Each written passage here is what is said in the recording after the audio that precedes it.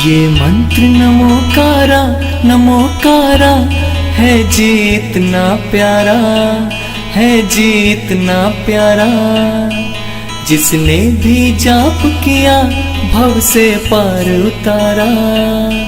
नमो हरिहंताणं नमो सिद्धाणं नमो आर्याणं नमो वज्रायाणं नमो लोय सब साहुणं।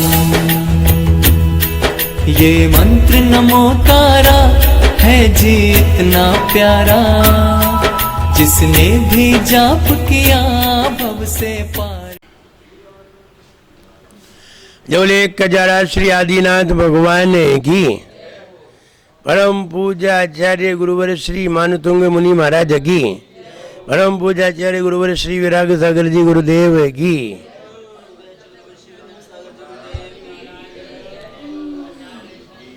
भक्तामर प्रणत मौली मणि प्रभानामुद्योतकं ललित पापतमो वितानं सम्यक् प्रणम्य जिनपाद युगं युगारावलं वनं भवजले पततां जनानां यतन्तुता सकलवाङ्मय तत्त्वबोधादुद्भूत बुद्धिपटुभिः सुरलोकनाथैः स्तोत्रैर्जगत् श्रितयचित्तरैरुदारैः तोष्ये किलाहमपि तं प्रथमं जिनेन्द्रं छत्रत्रयं तव विभाति शशाङ्ककान्त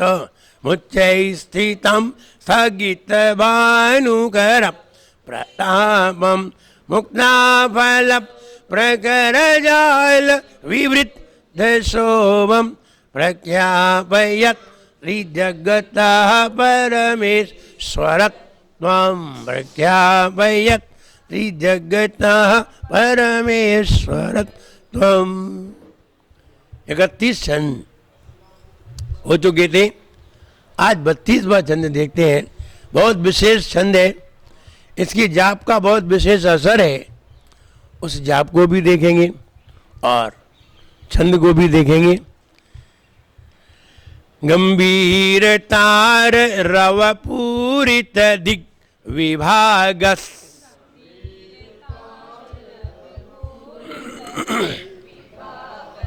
त्रैलोक्य लोक शुभ संगम भूति दक्षा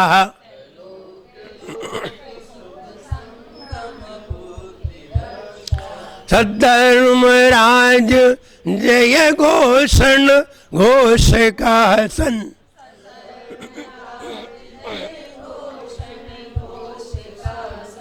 खेदुन्दुभिर्ध्वनति ते यशसा प्रवादी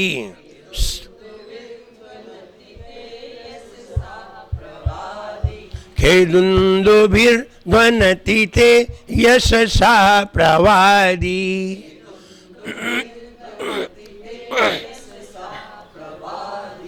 ग्रहण सारक, ग्रहण कई तरह के ग्रहण होते हैं। संहारक,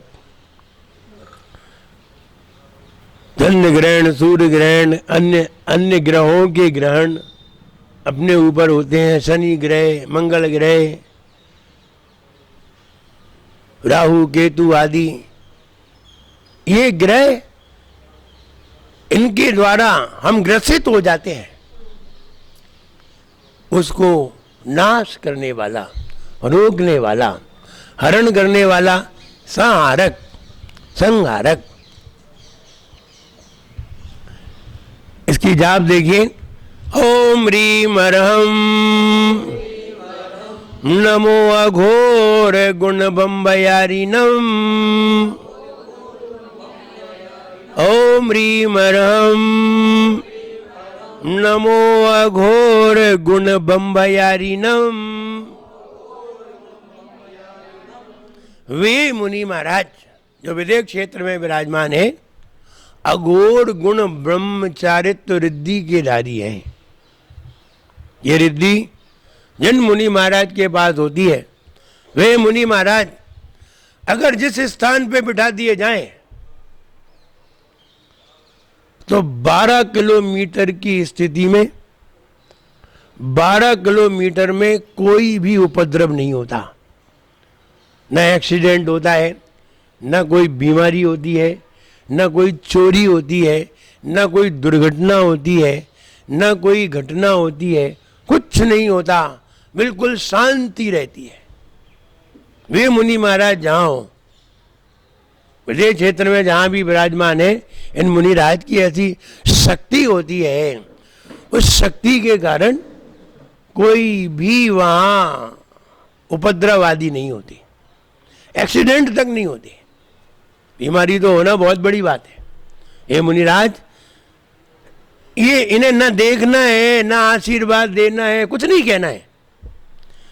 जो आशी विषाणम थे, दृष्टि विषाणम थे, ये तो देखते, आशीर्वाद देते, सोचते, तब उसका दुख दूर होता। ये सोचते भी नहीं है, ये तो सिर्फ वहाँ विराजित हो, अपने आप ही सब दुख दूर हो जाते हैं, सारे कष्ट स्वयं ही दूर हो जाते हैं। ये वे मुनि महाराज हैं जहाँ कुछ भी नहीं हो सकता। अगर ये मुनिराज जहाँ होते, अगर यहाँ होते, हिंदुस्तान में होते तो मजा ही आ जाता। कोरोना आता ही नहीं, जहाँ आ गया वहाँ नष्ट हो जाता। इन्हें घुमा घुमा के सब जगह बिठा आते। आगरा में बैठ जाते तो 12-12 किलोमीटर का एरिया चारों तरफ से लेते, सब समाप्त हो जाता। आगरा में कहीं होता ही नहीं, कहीं भी हो, वो जहाँ बैठे हो 12 किलोमीटर तक कुछ नहीं हो सकता। 12 किलोमीटर एक ही हो जाता, 12 किलोमीटर तक कुछ नहीं हो सकता। इन मुनिराज की विशेषता है, शक्ति है, इनकी ताकत है, इनकी भाव शक्ति है, उस भाव शक्ति का ही परिणाम है।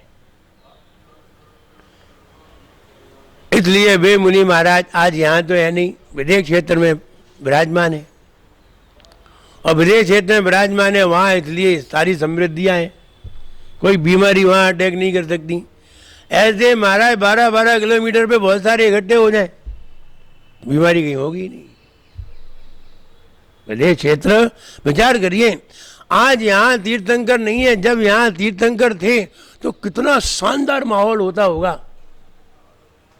न कोई बीमारी, न कोई झंझट, कुछ नहीं होता होगा। ये जहाँ विराजमान है कुछ हो ही नहीं सकता है। और रिद्धिधारी मुनिराज होते होंगे, जहाँ जहाँ जहाँ कहीं बैठे रहते होंगे, बात ही अलग है।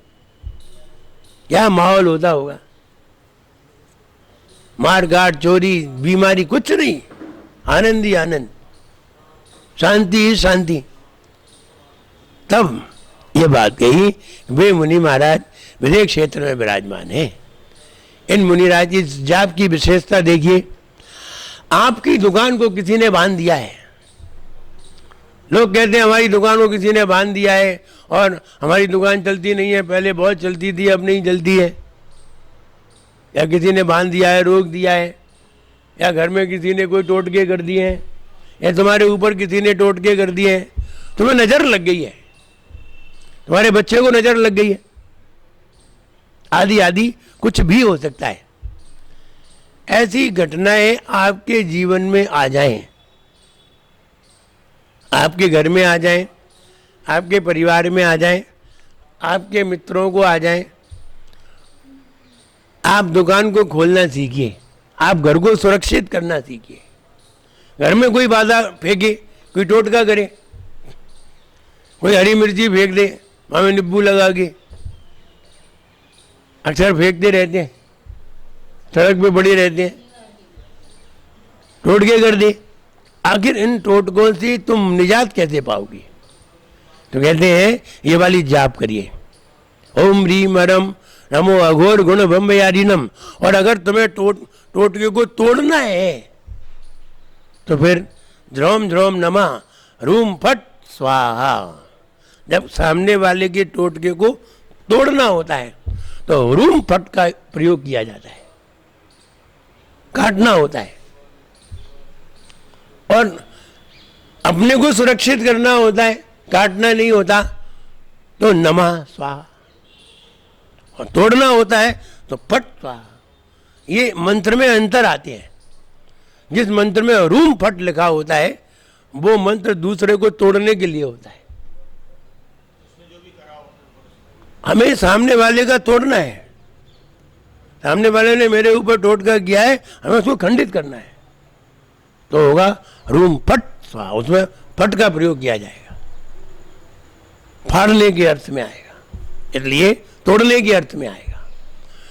और अगर हमें अपने आप में शांति पाना है, ओम नमः, वहां नमः शब्द आएगा। जब कोई त्याग करने के अर्थ में आना है तो स्वाहा के अर्थ में आएगा। इसलिए अलग अलग मंत्रों के अलग अलग अर्थ निकलते हैं।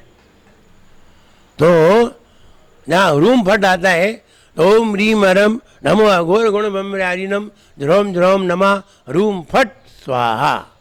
ऐसा मंत्र 108 बार पढ़िए और हाथ में पीली सरसों ले लीजिए, चाहे इस हाथ में चाहे इस हाथ में। पीली सरसों लेकर के या पीले पुष्प लेकर के, पीली सरसों लेकर के, और इस मंत्र की जाप करिए। ओम रीम हरम नमो अघोर गुण ब्रह्मचारिणम ध्रोम ध्रोम नमः हरूम फट स्वाहा। इस तरह से 108 बार मंत्र को पढ़िए। और 108 बार मंत्र को पढ़ करके वो पुष्प जो हाथ में लिए हुए हैं, जो पीली सरसों हाथ में लिए हुए हैं, इसको आप दुकान की चारों ओर डाल दीजिए। बन गई दुकान। अब कोई ऐसी शक्ति जो तुम्हारे ऊपर अटैक करे, तुम्हारे व्यापार के ऊपर अटैक करे, वो नहीं आएगी। सवेरे उठ करके घर पे डाल दीजिए, अपने घर के चारों तरफ, आपकी घर की बाधाएं रुकेंगी। लेकिन डालना पड़ेगी। अब क्या डालें? तो पीली सरसों है, कहीं भी डाल सकते हैं। फिर वो पाँव के नीचे आए, इससे कोई मतलब नहीं है। पाँव के नीचे आए, किसी के नीचे आए, जूते के नीचे आए, क्या लेना देना है। ये तो हमने किसके लिए प्रयोग की थी? सुरक्षा के लिए। ये अपनी सुरक्षा है, अपनी भी सुरक्षा है। इसको पढ़ करके पीली सरसों अपने ऊपर डाल दीजिए और आप निकल जाइए। यात्रा पे जा रहे हैं, मोटरसाइकिल से जा रहे हैं, कार से जा रहे हैं, चले जाइए, मंत्र पढ़िए, अपने ऊपर डाल दीजिए। स्वयं कर सकते हैं, दूसरे के लिए भी कर सकते हैं, बच्चों के लिए भी कर सकते हैं। सुरक्षा कवच है। वे मुनि महाराज जहां होते हैं तो सबको सुरक्षित कर लेते हैं। एक कवच ऐसा बांध देते हैं कि कोई फिर उसके अंदर अपनी विद्या का प्रयोग नहीं कर सकता। ऐसे ही हम क्या कर सकते हैं? हम उन मुनिराज को स्मरण करके, धन्य ऐसे मुनिराज, उनको स्मरण करके, उनको याद करके और वो मंत्र पढ़ के अपने ऊपर अपनी सुरक्षा कवच बना सकते हैं। तो जब हमारे व्यापार पे कोई अटैक करे, हमारे घर पे कोई अटैक करे, हमारे परिवार पे कोई अटैक करे, या मेरे ऊपर कोई अटैक करे कोई विद्या, तो हमें इसका प्रयोग करना चाहिए। अपनी सुरक्षा अपने हाथ में। कोई मंत्र प्रयोग कर रहा है, कोई मंत्र हमें परेशान कर रहा है, कोई नहीं, जाप करिए, आप हवन करिए घर में, इसी जाप का हवन करिए। ओम ह्रीम हरम नमो अघोर गुण ब्रह्मचारिणम ध्रोम ध्रोम नमः हरूम फट स्वाहा, करिए हवन। देखो कैसे। इसलिए कई और भी प्रयोग किए जाते हैं। नारियल हाथ में ले लिया, त्रिफल हाथ में ले लिया, पानी वाला, और पूरा मंत्र पढ़ा, और मंत्र पढ़ के फोड़ लो, फोड़ करके सबको बांट दो। 108 बार मंत्र पढ़ो, मंत्र पढ़ के, एक मंत्र पढ़ के उसे फोड़ लो, फोड़ करके सारे लोगों को खिला दो। ये भी एक तरीका है। सब तरीके हैं।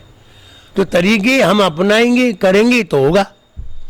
जब बांधना है सरसों से करिए, सबको सुरक्षित करना है इस तरह से करिए। सबको वश में करना है तो भी करिए, वश में नहीं मतलब सब अपने रहे, कोई असुरक्षित ना रहे, करिए।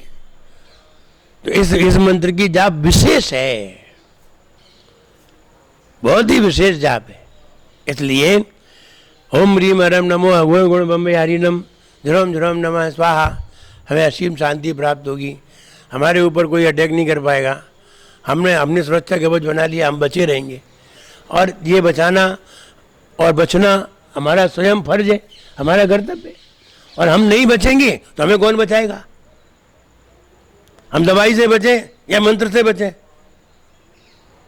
साधु गाय से बचेगा? मंत्र से। और तुम दवाई से बचोगे। इसलिए इन मंत्रों के प्रयोग से हमें उन मुनिराज को स्मरण करने से, बीजाक्षरों का स्मरण करने से, उच्चारण करने से हमारे अंदर वो शक्ति उत्पन्न होती है और वो शक्ति से ही हम बच जाते हैं। इसलिए ये जाप बहुत विशेष जाप है। अपने घर में, अपने घर का बचाव, अपने व्यापार का, अपने परिवार का, स्वयं अपना बचाव करने के लिए ये वाली जाप प्रत्येक व्यक्ति को अवश्य करनी चाहिए। और अगर पूरा परिवार मिलकर के करता है, आप घर पे सवेरे उठ करके शुद्धि आदि करके एक छोटा सा दीपक रख लें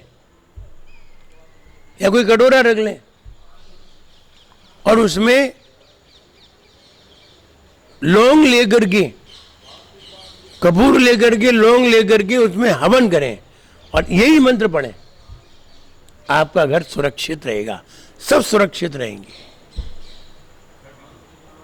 अगर कोई झंझट आया होगा तो ब्रेक होगा, आने वाला होगा रुक जाएगा, आया होगा तो मिटेगा और आने वाला होगा तो रुकेगा। दोनों तरफ से आपका बचाव होगा। आप ये करिए और इसका प्रयोग धर्म पर श्रद्धा करते हुए करिए। निश्चित मानिए आपका बचाव निरंतर होगा। आप मोटरसाइकिल से घूमते रहते हैं, आप कार से घूमते रहते हैं, वाहन से घूमते रहते हैं, इधर उधर आते जाते रहते हैं, वाहन का अधिक प्रयोग करते हैं, कभी भी एक्सीडेंट हो सकता है, कभी भी दुर्घटना हो सकती है, कभी भी कार से हो सकता है। ऊपर नीचे होते हैं, ऊपर से उतरते, नीचे से उतरते हैं, गिर जाए तो लग जाए, कभी भी कुछ भी हो सकता है। आप अपना बचाव करिए और बचाव करने के लिए यही सबसे बढ़िया प्रयोग है। और ऐसा अगर प्रयोग करेंगे और आपका बचाव होगा तो निश्चित मानिए आप अपना बचाव करने में समर्थ होंगे। मोटरसाइकिल आदि चलाते हैं उसको तो आप बंद कर नहीं सकते, लेकिन बचाव तो कर सकते हैं। हम मन में ही करना है और सबका बचाव करना है। आपका परिवार है, आपका परिवार है तो आपको बचाव भी करना है।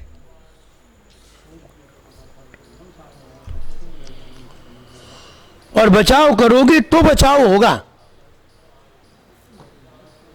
वरना आप बचा भी नहीं सकते।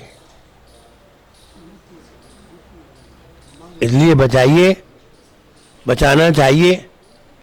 जब भी कोई व्यक्ति कहीं यात्रा पे जा रहा हो, शिखर जी जा रहा हो, कहीं भी जा रहा हो, तो आप गाड़ी में बैठे हैं, गाड़ी में बैठे तो दुर्घटना में बैठे हैं,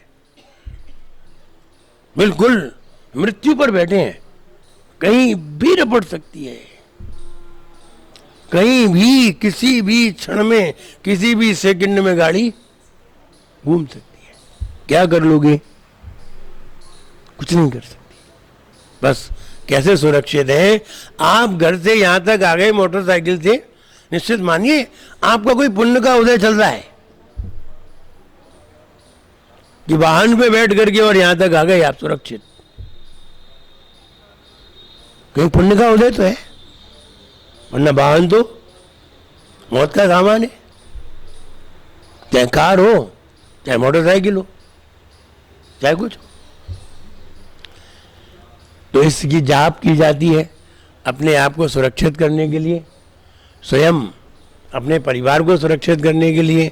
और सबसे बड़ी बात है, ऐसे मुनिराज को प्रणाम किया जाता है जो मुनिराज जहाँ बैठ जाते हैं वहाँ रोग आदि नहीं होते, और उनका नाम लेने से हमें रोग आदि नहीं होते। आचार्य वादीप सिंह मुनि महाराज थे, उनको जब कोढ़ निकल आया तो उन्होंने आदिनाथ भगवान को स्मरण किया, और आदिनाथ भगवान को स्मरण किया तो उनका नाम ही तो स्मरण किया है। आदिनाथ भगवान तो आए नहीं, हाथ रखने आए हो नहीं, वो औषधि तो लाई नहीं, उनका नाम स्मरण किया तो उनका कोढ़ ठीक होकर के उनकी कंचनमयी काया हो गई। कैसे हुई? नाम से। किसके नाम से? आदिनाथ भगवान के। ऐसे ही उन मुनि महाराज के नाम से हम सुरक्षित हो जाते हैं, हमारी सुरक्षा हो जाती है, हमारे पास पीड़ा नहीं आती। वे मुनिराज जहाँ बैठ जाते हैं वहाँ पीड़ा नहीं आती, और जो उनका नाम ले लेते हैं उसको नहीं आती। इसलिए ये वाली जाप रोज किया करें घर पर सवेरे उठ करके, तो बहुत ही लाभकारी सिद्ध होगी और आप सुरक्षित रहेंगे। आइए इसका भाव देखते हैं। इसमें दुंदुभी के बारे में बताया है। दुंदुभी किसे कहते हैं? दुंदुभी कहते हैं अनाउंस को। जब कोई महाराज आ जाते हैं अपने नगर में और अपन को ये अनाउंस कराते हैं कि महाराज के प्रवचन कल से इतने बजे होंगे, आप सब लोग बता रहिए, जो अनाउंस किया जा रहा है इसी को ही आगम की भाषा में दुंदुभी कहते हैं। जब भगवान का ऊपर समोसरण लग जाता है, 9.25 किलोमीटर ऊंचाई पर समोसरण लगा है, नीचे से दिखाई दे या ना दे, और दे भी तो कौन ऊपर देख रहा है? क्या सारे लोग ऊपर देख रहे हैं? और जिसने ऊपर देख लिया उसने कहा, मोहल्ले में एक ने देख लिया, उसने कहा ऊपर भगवान का समोसरण लगा है, तो एक मोहल्ले को पता चलेगा, पूरे शहर को कैसे पता चलेगा? इसलिए पूरे शहर को कैसे पता चले, अनाउंस कैसे हो? तो अनाउंस तो नीचे होता नहीं है, तो ऊपर से देव लोग दुंदुभी बजाते हैं। जब दुंदुभी बजाएंगे, कोई प्लेन निकल रहा हो और प्लेन में आवाज नहीं आ रही हो, तो कई प्लेन ऊपर से निकल जाएंगे, अपन को पता भी नहीं चलेगा। और अगर प्लेन में आवाज आए तो अपन को नीचे से पता चल जाता है हवाई जहाज आ गया, देखने लगते हैं। तो वही देखने लगते हैं जब आवाज आती है। कोई गुब्बारा ऊपर उड़ रहा हो, 10 गुब्बारे ऊपर उड़ रहे हो, उनमें कोई आवाज तो आती नहीं। जब तक कोई ऊपर देखेगा नहीं तब तक वो दिखाई नहीं देंगे, आवाज आ नहीं रही। प्लेन निकले तो आवाज आए तो दिखाई दे। अब भगवान का समोसरण बिल्कुल शांति से लगा हुआ है, अब आवाज कौन करे? तो देव लोग दुंदुभी बजाते हैं सभी दिशाओं में, चारों तरफ खड़े होकर के दुंदुभी बजाते हैं। तो नीचे से लोग देखते हैं ये दुंदुभी क्यों बज रही है, तब पता चलता है समोसरण आया है। ये दुंदुभी का व्याख्यान है। ऐसी दुंदुभी भी वंदनीय होती है जो सभी को भगवान की तरफ बुलाती है। गंभीर तार, गंभीर माने जो मर्यादित है, गंभीर माने जो अशोभनीय नहीं है, बोली जाए और भद्दी लगे, बोली जाए और खराब लगे, उसे गंभीर नहीं कहते। गंभीर उसे कहते हैं बोली जाए तो अच्छी लगे, मर्यादा में हो, उसे गंभीर कहते हैं। तो गंभीर तार, तार माने तेज आवाज में। रव पूरित, रव माने शब्द, रव माने शब्द, और ये बाबगरी का हो जाता तो रब माने भगवान। रब माने भगवान उर्दू में, और रव माने संस्कृत में शब्द। तो गंभीर तार, गंभीर माने मर्यादित, तार माने ऊंची आवाज वाले, रव माने शब्द। मर्यादित उच्च आवाज वाले शब्दों ने पूरित, पूर्ण, दिग्विभागस सभी दिशाओं में, सभी दिशाओं को गुंजायमान कर दिया। उच्च शब्दों ने उस दुंदुभी ने उच्च शब्द करते हुए 10 दिशाओं को गुंजायमान कर दिया। त्रैलोक, तीनों लोक के लोक में शुभ, अच्छी, संगम, संगति, भूति, विभूति, दक्ष, देने में जो समर्थ है, जिनकी आवाज ने, जो दुंदुभी ने 10 दिशाओं को गुंजायमान कर दिया और जो तीनों लोक की विभूति को देने में समर्थ है। यानी अगर उसको तुमने अपनाया और उसके पास गए तो तुम्हें तीनों लोक की विभूति प्राप्त हो सकती है। संपदा, त्रैलोक के लोक, तीनों लोक में शुभ संगति, जिसके शुभ संगति से तीनों लोक की विभूति तुम्हें प्राप्त हो सकती है, ऐसा दुंदुभी में कहा जा रहा है। क्या कहा जाता है? कोई अनाउंस होता है, क्या कहा जाता है? महाराज पधारे हैं, महाराज के कल प्रवचन होंगे, आप भी प्रवचन सुन करके पुण्य लाभ लें। पुण्य तो तुम्हें वो दुंदुभी क्या संकेत कर रही है कि उनकी संगति से तुम्हें पुण्य की विभूति प्राप्त होगी। और यहां कह रहे हैं कि उनकी संगति से तुम्हें तीनों लोक की विभूति प्राप्त होगी, सारी दुनिया की वैभव।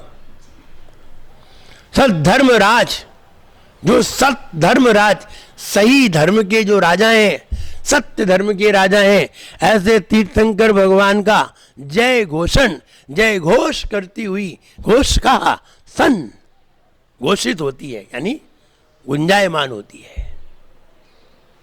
तीनों लोक के यानी तीर्थंकर का जय घोष करती हुई वह दुंदुभी घोषित होती है, यानी गुंजायमान होती है।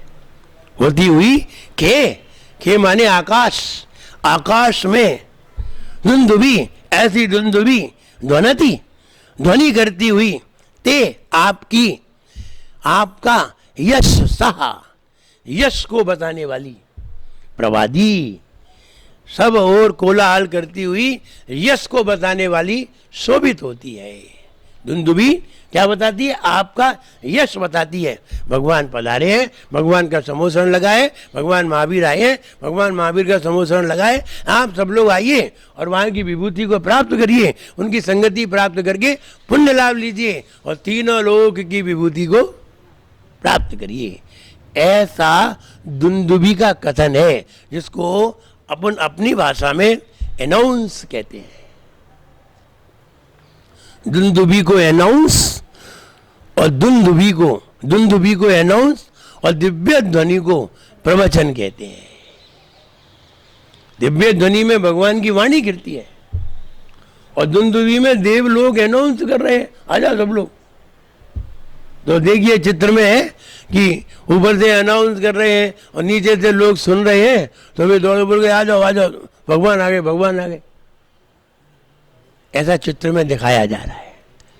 तो यहाँ ये कहा है कि वह दुंदुभी पूरे आकाश को गुंजायमान करती है और सभी को पुण्य लाभ कराती है।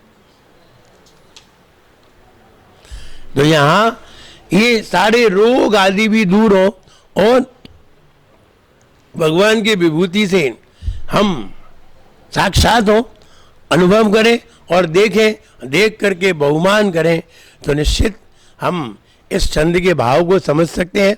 इस छंद में दुंदुभी का विवेचन किया गया है, जो ग्रहण संहारक है, ऐसी दुंदुभी का विवेचन करके आचार्य महाराज ने अपनी बात रखी है। और आइए पद्यानुवाद देखते हैं। 10 दिशाओं में यहाँ पर गूंजती है धुन, दुंदुभी ऐसी शुभम देती समागम धन। आपकी जय घोष से यश को बताते हैं, देव ऐसी जिन धर्म महिमा दिखाते हैं। धुंदुबी सबको बेवबदाई, यहाँ परम आदिनाथ गुरु महन तुंग को करूं नमन। हो विनम्र भक्ता मेरे गाँव मैं पावन आदिनाथ गुरु महन तुंग को करूं नमन। हो इस तरह भक्ति अपनी जगह है, बीमारी अपनी जगह। अंतर इतना है कि भक्ति करते करते बीमारी का असर कमजोर हो जाता है। भक्ति करते करते बीमारी का असर महसूस नहीं हो पाता। जैसे कोई व्यक्ति कोई कार्य कर रहा हो, कोई महिला सब्जी बनाने में तल्लीन हो, खाना बनाने में तल्लीन हो, अचानक चाकू से उसकी उंगली थोड़ी सी कट जाए, चाकू से उंगली थोड़ी सी कट जाए और उसे पता भी ना चले तो खून भी निकल जाता है, खून भी निकलता रहता है या खून भी निकल आता है, तो भी वो अपने काम में रुकावट नहीं लाती। उसे महसूस ही नहीं होता कि हम कट गए, थोड़ा सा ऐसा महसूस हुआ।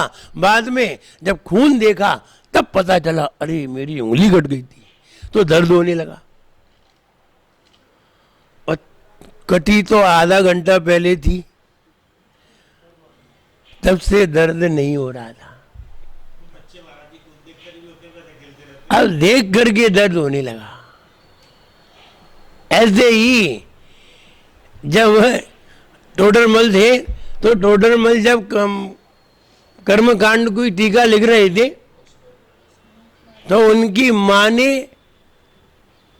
सब्जी में नमक नहीं डाला, दाल में नमक नहीं डाला, 6 महीने तक नमक नहीं डाला, और वे रोज आते और दाल रोटी खा जाते और चले जाते और अपनी टीका में लग जाते। 6 महीने बाद जब वो भोजन करने के लिए आए तो उन्होंने माँ ने वैसे ही भोजन दिया, तो उन्होंने कहा माँ इसमें नमक नहीं है। बोले क्या बात है, आज तुम्हें कैसे पता चला कि नमक नहीं है? क्या बात है, आज तुम्हारा ग्रंथ पूरा हो गया क्या? बोले हाँ, कल मेरा ग्रंथ पूरा हो गया था। बोले इसीलिए आपको पता चला कि आज इसमें नमक तो 6 महीने से नहीं डल रहा था। तो जो व्यक्ति जिस धुन में लगा होता है तो उस धुन में होने पर पीड़ा का असर कम हो जाता है। ठीक वैसे ही कोरोना अपनी जगह है और हमारी भक्ति अपनी जगह है। हम भक्ति में कमजोर ना करें, भक्ति को कमजोर ना करें और भक्ति को अपनी और तीव्र जगाएं, क्योंकि अब आपके ऊपर और बड़ा संकट है। आप मंदिर में भगवान की आराधना भी ढंग से नहीं कर पा रहे, मंदिर में आप आधा घंटे 1 घंटे बैठ भी नहीं पा रहे, पूजन भी नहीं कर पा रहे। ऐसे में आपके पास इन पीड़ाओं से बचने का कोई उपाय नहीं है। अब आपको डबल भक्ति करनी चाहिए।